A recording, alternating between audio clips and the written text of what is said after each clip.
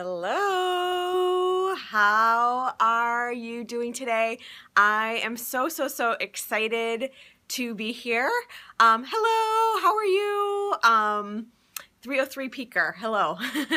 So good to have you here today. I am so excited to be talking about how to handle rejection and criticism and really how to look at that. For those of you who don't know me, my name is DeborahAcker, and hello. My name is DeborahAcker, and I work mainly. I work with women who are looking outside of themselves for value and happiness, who are putting their careers, their partners' needs ahead of other people. And I really, hi Jay, how are you? Good to have you here. I really just like to help people. I work with people a lot around truth, helping them to be true to themselves. Thank you so much for sharing, Jay. I so appreciate it. So good to have you here. Thank you for inviting followers. Yeah, you guys, if you can invite followers, I really would appreciate that. Thank you so much for the hearts. I so appreciate that. So today we are going to be talking about how to handle rejection and criticism, right? And this one can be kind of a hard one, right? Because it's one of those things where I know for me, I'll basically in the past for me, and this is a conditioning that I'm working on, but I was conditioned when I was a kid to sort of when I was rejected to make kind of to attack or to make someone else wrong or to sort of find some faults in the other person. Can anyone else relate to that? Because I know so that's kind of this conditioning that had come up for me, this conditioning that had had come up for me.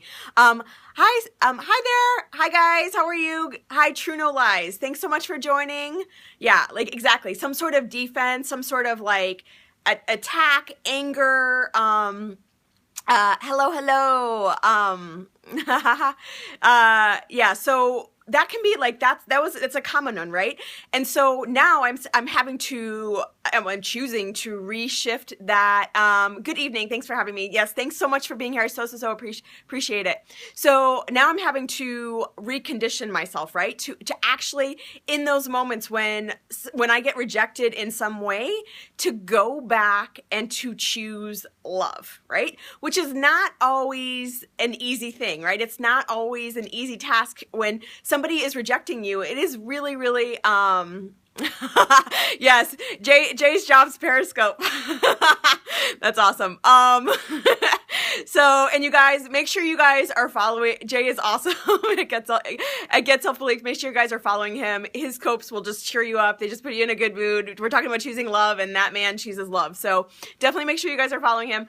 But yeah, so basically it's this reconditioning, right? Around, we're experiencing rejection, and then we're okay, I have to choose love in this moment. And how do I, hello there, how do I choose love, right? And how do I start to shift out of this mindset of defense or sort of making somebody else's rejection mean something, mean something about them, right?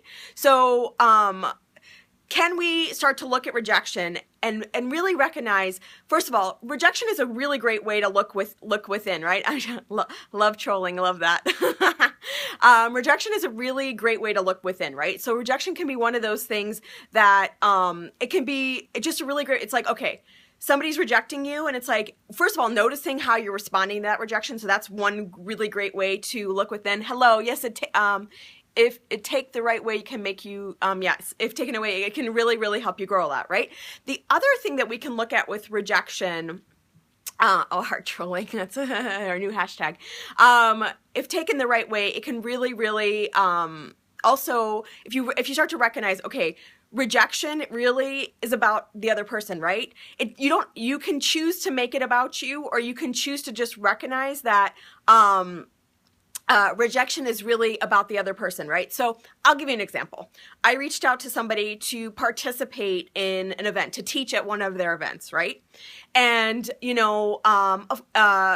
she didn't feel that I was like aligned with her event or whatever, which was totally fine, right? And so there's two ways I could go with that. Hello. Yeah, it's about their insecurities. It's about what, sort of their conditioning, right? So they can sit there and say, so like this person saying, I don't want you to be, or I don't feel like you're aligned. It's just their perception, right? I mean, and you can choose how you internalize that, right? You can choose what you make that mean. You can choose how you internalize that. You can choose if you make that mean anything, right? Or you can choose to recognize that it's really just about them, right? It's just about where they are right now in their process. They might be busy. They might not really be able to see you clearly yet, and that's okay. And you don't have to make it mean anything, right? The other thing I want to ask you about, because this is a really, really great insight, especially if maybe you're not aware of it yet. What about their feelings? Okay, let me think about that. Thank you so much, Jay. Thank you so much. I so appreciate it. So the other thing I really want to bring forth is, how many of us had parents or family members where criticism equaled love, right? Can anyone relate to that? Because I know I grew up in a family. Hello, cowboys do it best. Hello, how are you? Awesome name. I love that name. But how many of us really like had parents, had family members where criticism, like you'd walk into their house and they'd be like, you didn't do your makeup, or you're not dressed nicely, or they would, it could be tough love too, but it could be just something where it's like literally they would notice something about you. Trevor would, me too, right? And it was really a conditioning for me. Like, it was my family's way of showing love to me, right? It was like, okay, we're going to criticize you. It may seem like contraindicative. Is that the right word? But it's something that, it was their way of showing love. And so then we internalize that. We end up taking that on. So we end up taking, it happened like 1.5 times. Yep. Yeah, exactly. Criticism means that I care, right? I care to notice. I care about you, to actually tell you that I notice these things. Yeah, and that's the thing. It's being aware, because I know for long times, especially when, years ago when I was in relationship, I took that modeling, into my relationships, right? Like I took that. And I would be dating someone, and it didn't go so well. Let me put it this way, but it didn't go so well. But I took that into my relationships, and then, I would totally unconsciously say something that was critical, and it was the way, that it was modeled to me. Well, but they in their mind thought that they were being loving, right? Yes, I get that that's, that they were projecting themselves onto me, but, in their mind, it was coming from love. It was coming from a genuine place. And they could want you to be in your place as well, but really, it was coming from, it was coming from a kind place. It was coming from a loving place, except for the fact it didn't feel good, obviously, and not being in the place that I was at that time. That question, I want my girlfriend back, what should I do? I want to do that on my Truth Talk. I'm going to do that on Truth Talk. I'll probably try to do it next week if I can. So just really noticing, okay, like I did a post recently around, what love equals to you, right? And it's going to be coming out tomorrow. It's probably already up actually on my website, DeborahAcker.com. So go check it out. And one of the examples I give is around this criticism and criticism equaling love. Another one is like love being earned, right? It's like we're not good enough just for doing, but love just being earned. So just kind of recognizing those, but really, just really tuning in and noticing, okay, what do I do with rejection? Thank you, DeborahAcker.com. Yes, definitely check it out. I've got a Living in Your Truth guide. It's a free Living in Your Truth guide. It's an awesome guide of how all the steps I've taken, to really move into truth. So you can get that on my website as well. But, just really noticing, okay, so what am I doing with rejection? Rejection really is about the other person. It doesn't have to be about you unless you choose to make it about you. Well, and noticing, okay, so rejection sucks, but it's a part of life. Yes, it's a part of life, but it's really, really all about how you internalize it, right? Because you can internalize rejection as a way to help you grow. You can internalize rejection as as actually you can kind of get a laugh about it. So you can kind of get, really get, get a giggle, get a laugh about it, or you can take it really personally, right? And I know from experience, like in the past, I took it personally, right? And it's very common for us to do that.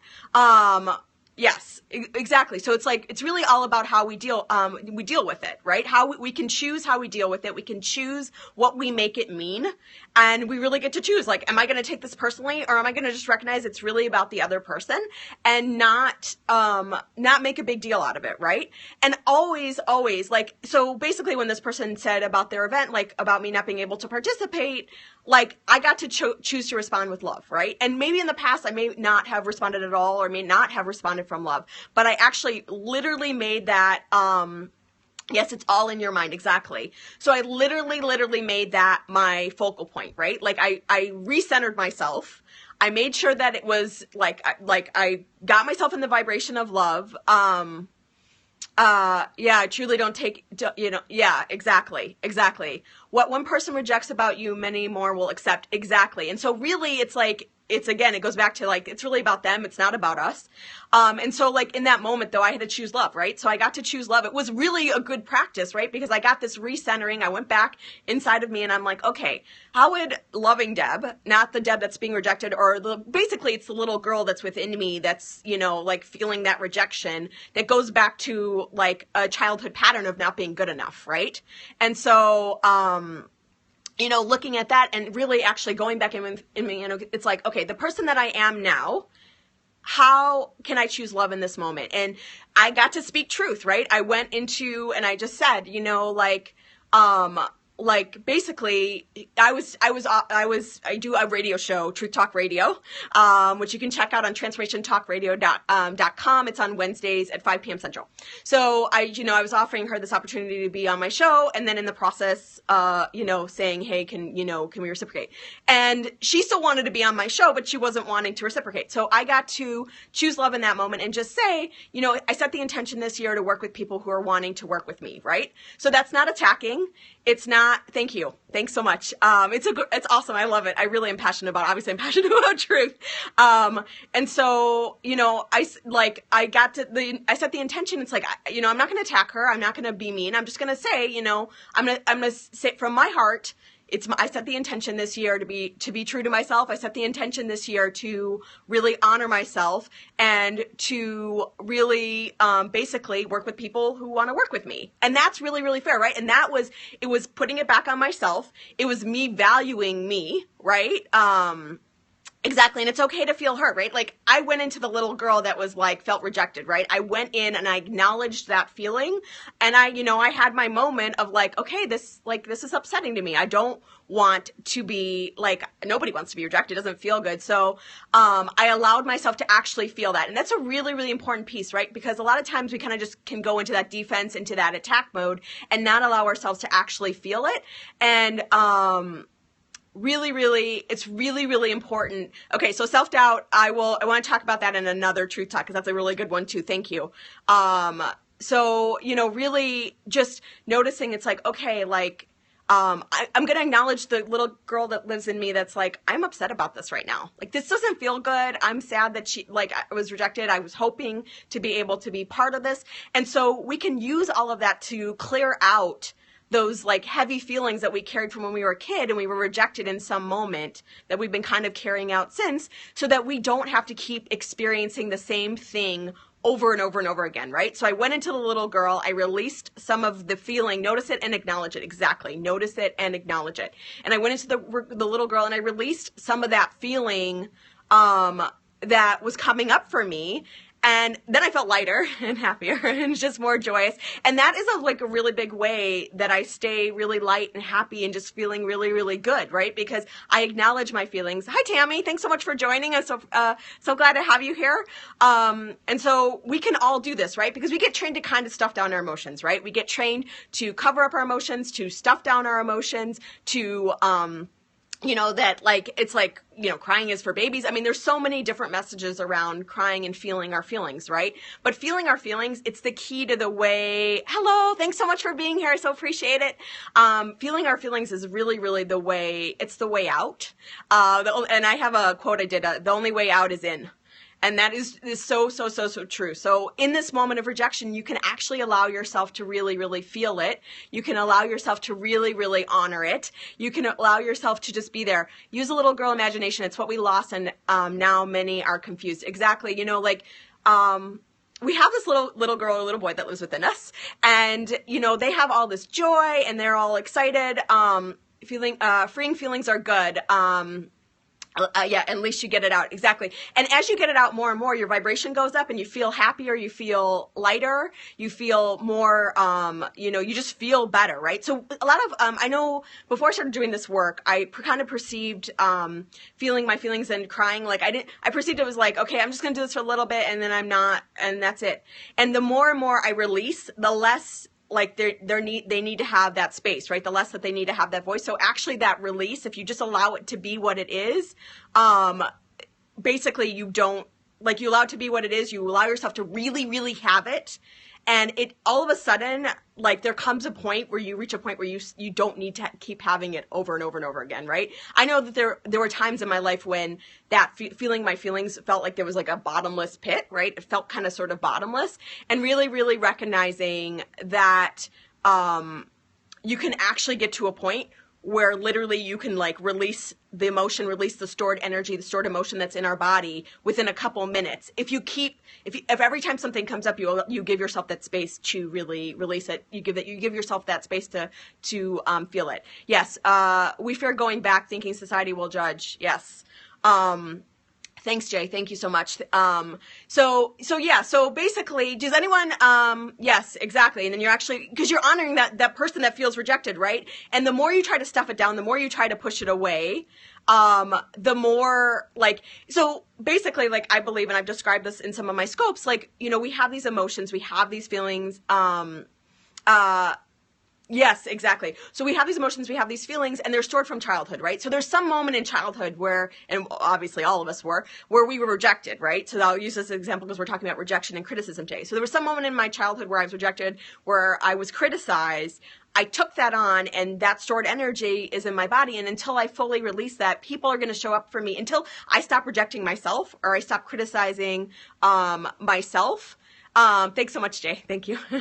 Until I stop rejecting myself, until I stop criticizing myself, that's just going to be reflected to me, right? So there's some way that's an awesome opportunity for me to go within. It's an awesome opportunity for me to look at it, right? So this stored emotion, the stored event that happened from childhood, now, until I fully release it, people are going to show up for me like that, because until they're showing up saying, okay, we're going to help you release this. You want help releasing this? And obviously that's not something that they're maybe so conscious of. It's more something that they are probably unconscious of, or their higher self knows. Many of us hold on to some form of childhood shaming. Exactly. So really, really recognizing, okay, so like, they're going to show up for us for that until we release it. So every time it happens, if you'll give yourself that space to release it, it'll happen less and less and less, because you're going to be releasing that emotion. And you're gonna keep releasing it, and then all of a sudden one day it's just like you're just like in that feeling of self-love. If they see you do better than more, come around you too once they see you're happier. Yes, exactly. Giving yourself the space to really, really release it all. So, before we close out for today, does anyone have any, like, I'm going to take notes of the two that I said I would do truth talks on. So in the coming weeks, we'll do one on self-doubt, and we will do one on the love partner, because I think that's a really, really awesome one. I'm so excited to talk about both of those. Is there anything else as we close out today, that anything around criticism or rejection, people, that any questions or anything? Serious, yes, but we must be wary of fair weather friends. Yeah, well, you know, it's like we get to really respect ourselves, right? We get to choose how we love ourselves. We get to choose how we respect ourselves, right? So I could have, with this woman who rejected me, I could have still had her on my radio show. It would have been fine, right? And it would have been fine. But there's something energetically incongruent about me saying yes to her, but then her rejecting me, right? And so, and I had that happen where I had made a mental note to say, okay, how do I want to respond moving forward, right? It feels out of congruence to say yes to somebody who isn't all about saying yes to me. And so how am I going to respect myself? How am I going to love myself in this situation? And how am I going to really, really honor myself? And so, you know, like I say all the time, it's like really all about, like, if you don't get a chance, if you don't honor yourself in that moment with that person, you know, you're going to get that situation. It's going to show up similarly again and again. And so just recognizing, making a mental note, okay, how do I want to show up for myself? And like when I experienced a similar type of situation, moving forward, I didn't do it right, you know, right. I didn't do it the way I would have liked to in this moment. But how can I do it? How can I shift that moving forward? When can you acknowledge if the criticism is just in your head or it's and act on it? So the criticism just being in your head. Oh, thank you so much. Thanks for following. So Jay, I'm not sure if I understand your question. Like it's everything. It's okay. So just like, it's all about, you know, mirror reflection, right? So really everything that is coming in, whether we want to really acknowledge it or not, or believe it or not, or, you know, or choose to see it or not, everything is really about that mirror reflection, right? And it's like we are all, whether we believe it or not too, it's like we're all one, right? It's that collective oneness. And so just everyone that's in our field is here to help us mirror something, right? It's here to help us show us more of ourselves. And if we can just use it as that and not need to attack, not to need to be on the defense, not need to make them wrong about how they feel, and recognize that, you know, there's some little part in them that also is in that rejection too, because they're in that vibration too. Thank you so much. Thank you. So thank you. Way too serious. Hopefully you're not too serious. But yeah, so really just really recognizing, like, we get to choose how we respond to it. We get to choose from love. And we get to really, really look within. So thank you guys all for being here today. I so love talking about this. If you guys have truth talks you want me to talk about, right? I love talking about this stuff. So if you guys have stuff you want me to talk about, you can definitely come on the Scopes and tell me about it then. And you can also email me at DeborahAcker.com. And by the way, I was supposed to do, I didn't get a chance to do my dance Periscope this week on Monday. So in the next day or two, I will be doing Dance Periscope, and this week we are going to be dancing to Footloose. So come join me. I love to have you guys on, and we're going to just be doing a lot of stuff. I know it's like the season of love and everything, so a dance scope. Yes, exactly. So we're going to be doing a lot of love stuff and looking at love and looking at the messages of love and all of that good stuff. So thanks so much for watching. Until next time, I will